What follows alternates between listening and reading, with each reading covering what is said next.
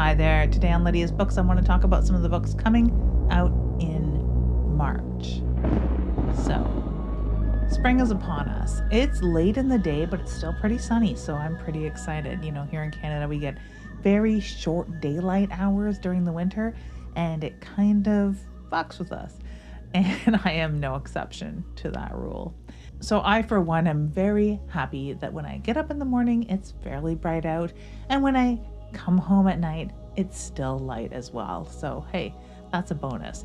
We're also heading into a little more of a boom in horror releases. There's not a lot of books out this month, but be that as it may, I have chosen 13 of them. I can foresee going into the summer, getting closer to October, I'm gonna have a hard time choosing just 13 books. So now this has become an experiment for the year. It's been easy-ish now. November, December, on to the winter and spring of it. Not a lot of books come out, not as many books come out. So I've had my work cut out for me choosing 13 awesome books. But I will mention off the top, March 3rd, there is a re-release of Between Two Fires. I've not read it yet. I instead spent my time reading The Knave of Graves by S.J. Shank, I suppose. But I really like that milieu, that sort of medieval grimdark, low magic. I don't know the terms for fantasy reading, as I said when I talked about The Knave of Graves, but Between Two Fires has been on my list, and I'm really tempted now because this is a really gorgeous hardcover edition. It seems that Tor Nightfire has picked up this book, so yeah, if you're interested, there is a new edition coming out. That is Between Two Fires by Christopher Buehlman, coming out March 3rd. But yeah, speaking of new books coming out, we start out with Sweetside Motel by E.L. Chen. This is also a Canadian author, an Ontario author as well.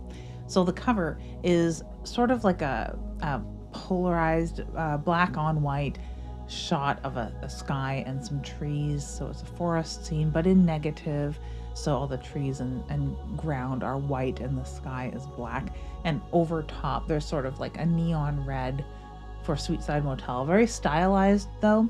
And it shows a key, which looks kind of like the Great Northern Lodge from Twin Peaks. It says, "Enjoy your stay, Sweetside Motel." I like the key tag, and I think that it could have gotten away with just making it a little bigger because it has the title on it instead of having the title twice in a way. But hey, I'm still excited. With the pandemic sweeping the globe, Sarah Ng makes a desperate escape from Toronto to start a new life. But when her car breaks down in Sweetside, an isolated country town, she is forced to quarantine with two charming but disquieting brothers who run the local urban legend, the Sweetside Motel. It's a decaying roadside inn nicknamed the Suicide Motel. Trapped between the threat of xenophobic violence and her dark past, she must convince the brothers to help her escape. But how can she know when to trust anyone when everyone, including herself, has their ghosts? So yeah, very interested in especially sort of like a Bates Motel kind of feeling of Canadiana, perhaps. It doesn't say it happens in Canada, but I'm kind of guessing if it's not like a Canadian small town, which there are lots of decaying ones at that, it could be like an any town, right? So yeah, very interested in decaying motels at that. Also on March 3rd, we have an Impossibility of Crows, a novel by Christian Kashok, and it's kind of like an understated, almost a tea-stained sepia print of a crow in flight with very narrow white sans serif text describing an impossibility of crows as the title on the front superimposed over the crow. It looks really, really plain but understated. I don't know. I'm pretty interested in this just from the cover alone. And of course, with a title like that, we'd need to know what it has to do with crows, and it does have something to do with crows, right? Agnes Kahn, a chemist trained in Philadelphia, returns to her childhood home after the death of her father. A stone's throw from the haunted fields of Gettysburg, the small town of LaTorte, Pennsylvania, is where the Kahn family has lived for 6 generations, bound by twisted folk wisdom and uncanny kinship with the crows that loom over their land. I'm doubly interested because I like Pennsylvania stuff. I've never visited Gettysburg though, so I really kind of want to, especially if it's super haunted like they say. Back in the grim farmhouse of her youth, Agnes is drawn to the strange legacy that she tried to leave behind. When she discovers an abandoned nest in the barn, she becomes consumed by a scientific and deeply personal experiment to breed a crow large and intelligent enough to carry her daughter, Mina, to freedom. What begins as a gesture of love and liberation turns darkly obsessive, echoing the dangerous ambition of Frankenstein's monster and the generational trauma buried in the soil of her family's past. So it turns into sort of like this hyper-realistic dark fantasy in that description alone. So I really hope that the book follows suit. And I'm very interested in this giant crows, and I'm interested in just how cultish this twisted folk kinship with the land is, right? So yeah, that sounds cool. One more book on March 3rd, it will be Strange Buildings, a novel by Uketsu. And this is by the same author as Strange Pictures, which I do have an ebook of, and I hope it does work as an ebook. I don't know if it will. If the ebook is quality and has what it needs to bring the like sort of surreality from these books into the reading experience, I don't know if it will. And if it doesn't, then I'll have to find a copy maybe, because I'm sort of interested in this. But Strange Buildings, I don't know if it's a direct follow-up either. The cover looks cool. It's just mostly purple with blocky little areas blocked out on it, almost like an infographic with black text that says Strange Buildings, and it's got pictures of things inside buildings, sort of like weird vector art from old point and click video games from back in the day. Something that's kind of almost ASCII art level of, I don't know, 16-bit graphics. A lonely hut in the woods, a murder house, a hidden chamber, a mysterious shrine, a home in flames, a nightmarish prison. After receiving multiple tips from his devoted readership, a writer fascinated by the occult put together 11 case files, each featuring its own very strange building. It just sounds like a book I would read. Each of the 11 structures in this book has a floor plan that conceals a disturbing architectural quirk, from disappearing rooms to apartments with no means of escape. Each building tells its own chilling story. Each is part of a grander puzzle. Look closely and you'll see that everything is connected, all leading to a revelation so horrifying you won't want to believe it. The description, much like the description for Strange Pictures, it didn't really tell you what the book was about, and I've heard some raves about Strange Pictures. I'm interested, I think I'm more interested in the reaction to Strange Buildings side by side with Strange Pictures to see what people think of it. So yeah, I'm kind of interested. The two books on the shelf, I think Strange Pictures had like an orangey burnt umber, kind of like reddish orange, rusty color to it. So I don't know if these books will look good together, if I'm recalling the color correctly. Now for something completely different, on March 10th, we have a non-fiction book by Daniel Kraus. And you might be thinking, like I did, Daniel Kraus, ooh, is it going to have anything to do with George A. Romero? And then I saw the cover. It's called Partially Devoured: How Night of the Living Dead Saved My Life and Changed the World by Daniel Kraus. And it's got a very cool, sort of like 50s horror font, kind of a blocky, strange looking thing, kind of a ghoulish font. If you recall the font Ghoulish, I use it quite often, by Gary Pullen. Awesome font, by the way. Partially Devoured in like orange red on the top. It's kind of shadowed a little bit too. And it's just got this really awesome cover. The photo on the cover, of course, is a very interesting kind of floating head, gorgeous sidelight portrait of Dwayne Jones, who played Ben in the film, and the rest of the cast sort of in the background. It's a really striking looking picture of Ben as well. And coupled with the font, I mean, it looks like a cover of a old 50s tragedy horror, if there's such a thing. So yeah, I'm very interested. Daniel Kraus first saw George A. Romero's Night of the Living Dead when he was 5 years old, which is interesting. My mother did, and she had nightmares that zombies were taking over the earth afterward. Like, go figure. Through watching it approximately 300 times since, Kraus discovered the many ways the film is tied to his childhood trauma and how its influence has carried into his adulthood. He couldn't help but wonder, are there other admirers of the film out there who feel the same? I'm sure the short answer is yes, many, hundreds. And this is where the book gets very interesting. It's not just an autobiographical look at a film, right? It's not like Kayla Genesee has a book called House of Psychotic Women, that I think is kind of interesting, where they take this kind of like autobiographical look at their life through the lens of the films that they like. So here, Daniel Kraus kind of does the same thing, but with one film. And I love this.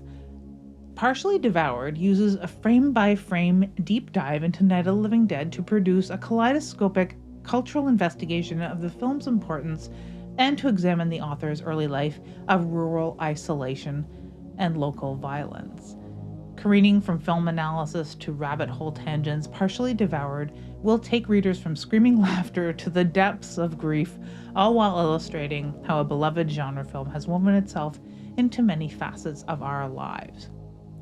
And his, no doubt, as well. To take one film going frame by frame, and I don't doubt that that's exactly what the book does, and to use that as a tool to basically re-explain a lot of the reaction to the film, using the film itself as a primary source, I think that that's kind of brilliant, and having his own life interwoven. I think that I'll have some parallels too, because I did not know that he grew up in an isolated rural landscape. Awesome writer. If you haven't read any Daniel Kraus, like pick anything basically, and you're going to have a good time.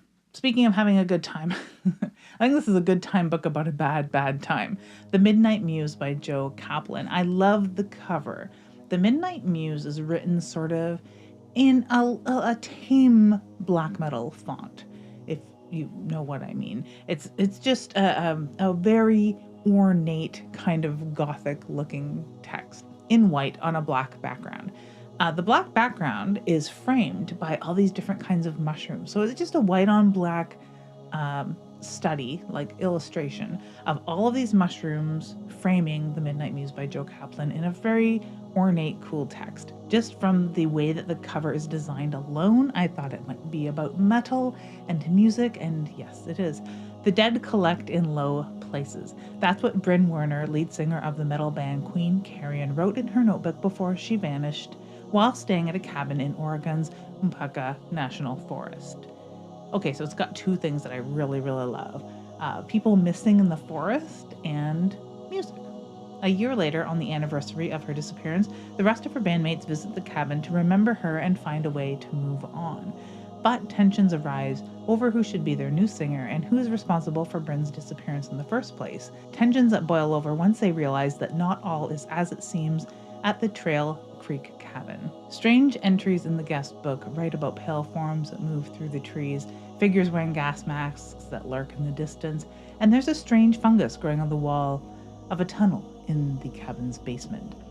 Then they hear Bryn's voice echo impossibly through the forest, and the pale form that emerges from the trees is her perfect likeness. Is it her ghost or something else? I'm hoping it's something else. I mean, it could be a ghost story. That's fun too, especially in a secluded cabin in the woods. I like it. Very interested to read this. Yeah, I think this is a must-buy for me. I also just finished watching a film that has a kind of similar story. Shelby Oaks was a, I think, 2024, 2025 venture that has made it onto Amazon or Crave. And I just stumbled upon it. It turned out to be a very excellent film about a disappearance. And it started out sort of similar to, I don't know, Grave Encounters or, of course, Blair Witch Project. And it reminded me a lot of the R. St. Clair book Carney, which is loosely based on an old amusement park that used to exist on Burlington Island on the Delaware River. And yeah, so if you're a fan of R. St. Clair's book Carney, definitely watch Shelby Oaks. And I mean, if you like that missing a person kind of trope and want to see like Blair Witch crossed with maybe, I don't know, The Ritual come to life in a book, then we'll have to check out The Midnight Muse. Coming up on March 15th, we have Cruising by Dean Cade. And this caught my eye because it has, I don't know, kind of like an old 70s looking cover with that very fat serifed font, sort of like a Bookman style font. It's a very classic font, and it's all caps. It's kind of in an orange and white, and it's got street lights shining down with that tungsten orangey glow onto what looks like a Plymouth Fury.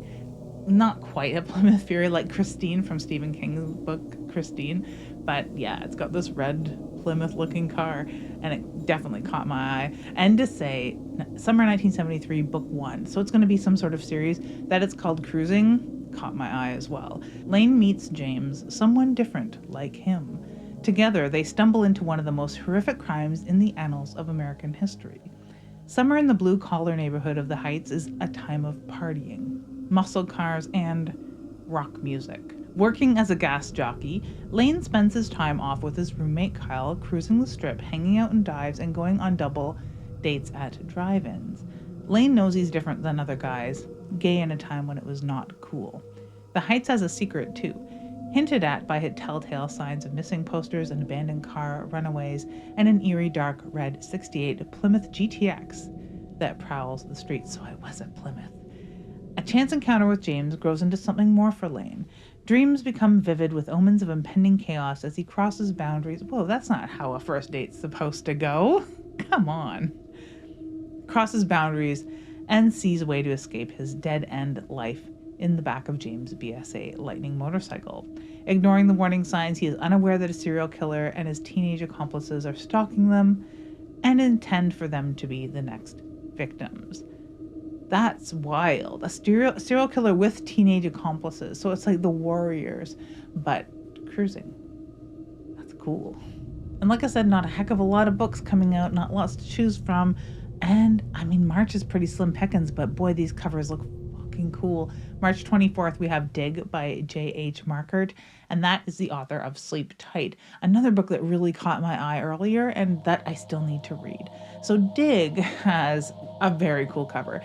I'm a sucker for a skull. What horror fan isn't? It's just got a very old, kind of rickety looking skull, very large on the cover, and the title Dig, D-I-G, in bright red. So it's a black background, white skull, red letters, very plain.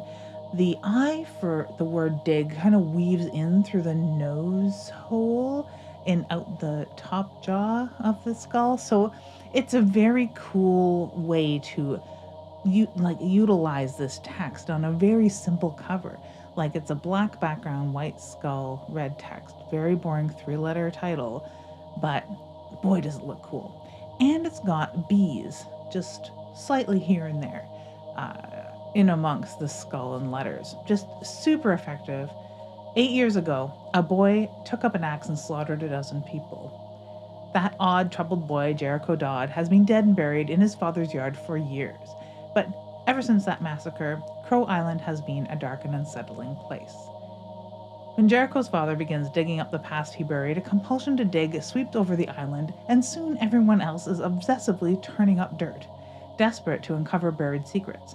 The compulsion leads to violence as his neighbors turn against one another. The island's famous Tepuelo honey, harvested from trees deep in a swamp, it changes too. Okay, that is an expertly written summary. I'm very, very interested. As much as I thought that Midnight Muse was a must-buy, I think Dig is also a must-buy for me because I'm quite interested in this feverish digging happening on the island. It's like the books are getting weirder and better as we go here. March 24th, Wolfworm by T. Kingfisher. And it's not a Sworn Soldier book, so hey, whatever. But I'm sold. I like the Sworn Soldier stuff. I like the T. Kingfisher stuff that she does too. So Wolfworm. The cover has what very stylized looking tiger lily looking flowers, but the leaves of the flowers kind of look like Solomon's seal. And it's sort of almost like Solomon's seal or Love Lies Bleeding. If you know your flowers, you can picture what I'm talking about. But all of the little buds for the flowers have little bees coming out of them. So we have a crow theme going on here and there. We got a bees theme going on here and there. Yeah, and then bloody roots underneath the stark white, huge serif text, Wolfworm, 2 letters, one above, one below, to wolf and worm. Just great big white text overtaking everything. Very similar to the book that we just talked about, Dig, where it's like very text forward, but having some of these like things, these like biological things woven into them. Super cool looking trend. This weaving biological things or dead things in and amongst huge text, right? So maybe that's a trend. Maybe we're over the whole yellow text or yellow backgrounds, huh? But yes, Wolfworm. Sonia Wilson is a talented scientific illustrator, but she's only able to follow her dream because of her father's reputation as a renowned scientist. Such is the lot in life for a woman in science in 1899, and after his death, she is left without work or prospects or hope. So, when the reclusive Dr. Hadler offers her a position illustrating his vast collection of insects, Sonia jumps at the chance to move to his North Carolina manor house and put her talents to use. Once there, though, she encounters dark happenings in the Carolina woods, and even darker questions come to light, like what happened to her predecessor. Why are animals acting so strangely, and what is behind the peculiar local whispers about blood thieves? With the aid of the housekeeper and a local healer, Sonia discovers that Hadler's entomological studies have taken him down a twisted road. His groundbreaking discoveries came with a cost, one that Hadler is paying with human flesh. Okay. It's like I want every single book on this list, quite obviously. I do curate this list based on how cool the covers look, first and foremost, and then I get sold by the descriptions.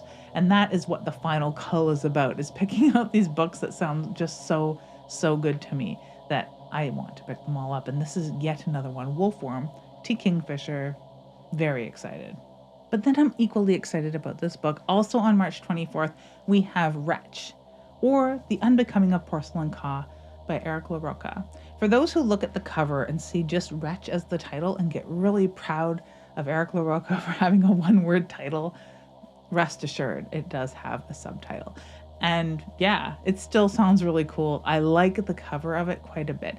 It is sort of this almost Dali-esque oil painting thing. I don't know if Eric LaRocca did the cover for this himself, because he's done other like artwork on the front, right? Like they're an amazing artist.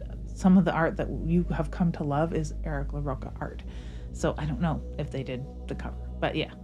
The cover has a hand reaching down. It has a cloche, like a glass covering, to go over a snuffed out candle that is a male nude, a study on a male nude. After his husband dies, Simon finds himself overcome by grief and seeking comfort in an unusual support group called the Wretches, who offer an addictive and dangerous source of relief. They introduce Simon to a curious figure known as Porcelain Ka, a man with the ability to let those who are grieving have one last intimate moment with their beloved for a price. Hallucinatory, fiendish, and destructively beautiful, Wretch transports us to a world where not everything is as it seems, and those we love may not be the ones who haunt us most. Normally, I don't read a blurb that's about the book outside of the summary of the story in the book, but hallucinatory, fiendish, and destructively beautiful kind of sums up a lot of Eric LaRocca's body of works thus far, and I think that this might be the coup de grace so far too. Very interested in Wretch. Also on March 26th, we only have one other book after this one. This is Warpath by Scott Sigler, and the cover has a Native American man in shadow, so you can't really see his face, but you can tell he's wearing some headdress.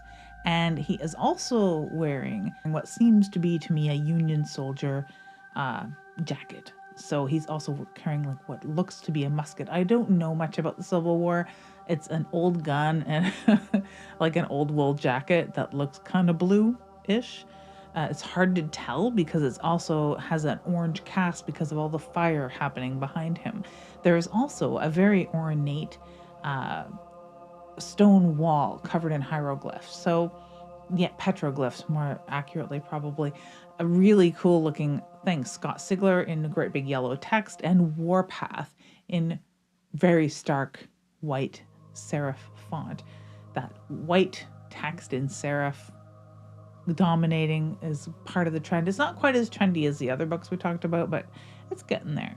Amidst the brutality of the French and Indian War, an officer in the legendary Rogers Rangers is thrust into a nightmare that will challenge both his leadership and lifelong quest to leave his Native American heritage behind. Lieutenant Jeffrey Rathley is tasked with guiding a ranger platoon to his birthplace to preserve a fragile treaty between the British and his father's people. What Jeffrey finds is not the idyllic village of his youth, but a land and a tribe ravaged by a vicious, unknown force. He and his rangers embark on a harrowing journey across North American wilderness, beset by violence, betrayal, and inexplicable terrors. To defeat a genocidal enemy, Jeffrey must embrace a dark truth that he's long denied. So it wasn't Civil War after all, Civil War America. It was sometime, I think, before that, and it probably took place right around where I'm standing today. Up north, maybe an hour, 2-hour drive from where I grew up, there is a cave with some petroglyphs left by indigenous people, and I've always wanted to check it out. Maybe a book like that will be what sends me up there. Coming on March 26th, the final book on the list, Maneater by Ellie Graves. The cover is kind of, I don't know, I guess it's the mix of blue and red. Made me think Christmas and made me go, eek. But there's another ick factor going on in this thing. It's an ice box. This is what the blue is. The background is the inside of like a freezer or a fridge. Think of like a mini fridge, but it's more like an old-fashioned ice box. So it's kind of blue with the chilly coldness of the interior and big sans serif red text saying Maneater across the top of the ice box. And inside the icebox is a gigantic cake that is probably made from a roast or someone's thigh. And it's iced with nice white icing, but the cut out of it shows a beautifully marbled chunk of beef. So you can get huge cannibal vibes just from that and the title alone, right? Things for Renee are finally looking up. She just quit her dead-end job at the chicken shop after landing the coveted role of a junior chef at London's pristine Nova restaurant. But it's not the restaurant that draws Renee in. It's the executive chef. Gracie Fitzgerald is as legendary as she is secretive, known for her succulent signature dishes and the notorious methods in which she runs her kitchen. No one can touch her workspace with bare hands, no other chef can taste her signature dishes, and no one under any circumstances is allowed to enter her personal freezer. That's wild. I knew a really cool chef. She wasn't super strict or anything. She was just like very particular, but boy, man, I love the food at her restaurant. I don't want to say the restaurant because it's her last name, but yeah, super cool, amazing person. And I'm getting like, I'm imprinting what I know of this awesome chef I knew onto this Gracie Fitzgerald. So I don't know if you like that mixture of like food and horror. Sometimes I do, sometimes I don't. This sounds really interesting because it's gotta be cannibalism, right? Like it's gotta be. So that is it, 13 books plus the bonus book of Between Two Fires coming out at the beginning of the month. And I'd like to know if there's anything that's on this list that you're gonna pick up or that you've read already. If there's something that you've read, let me know what you thought of it, and let everybody else know too, down in the comments below. Thank you so much for checking out these books coming out in March. If you're new here, we do this every single month, talking about all of the books coming out. If you've missed it before, you can always feel free to go back, especially if you're looking for seasonal reads. A lot of times during December, writers release Christmas books, and a lot of times during October, November, they release spooky books. So yeah, if you're looking for something that is themed, definitely go back year by year. I've done this for a number of years now, so yeah, there's lots of books to talk about. Of course, if there's anything that you think I ought to be reading, let me know that as well. Thanks again for watching, and have an ooky, spooky day.